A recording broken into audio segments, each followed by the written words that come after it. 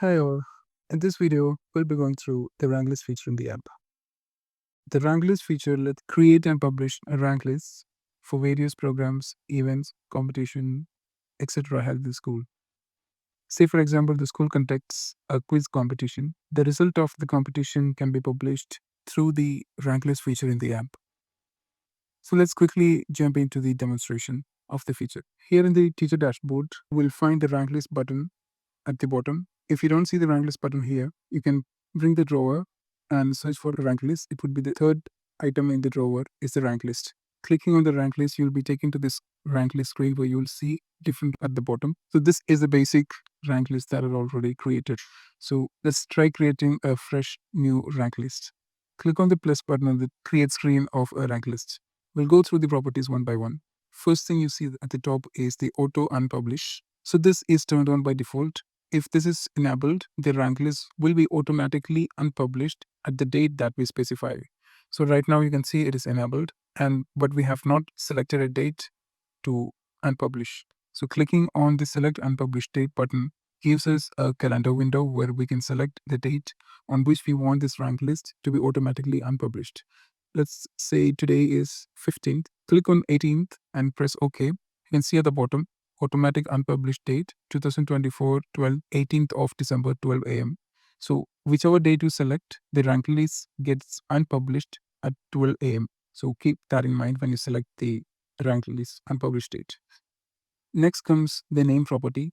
The name is nothing but the name of the rank list. What is this rank list all about? So let's say inter house quiz competition. So that's for the name. And below that is the description. Description is an optional parameter. It's nothing but a very short description of what this rank list is all about. Once the description is given, we'll go for the next feature. And this is the applicable classes. Applicable classes are those classes to which this rank list belongs, which means we have the flexibility of selecting or targeting selected classes as viewers for this rank list.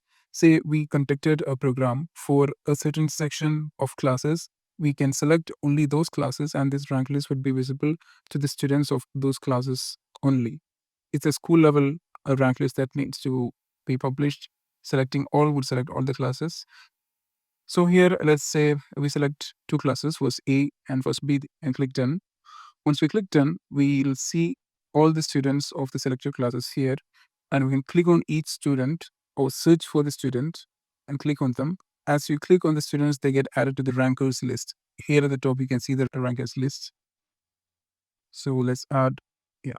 So the first one we added comes at the top rank, and the second one comes in the second rank, third one, third rank, and so on.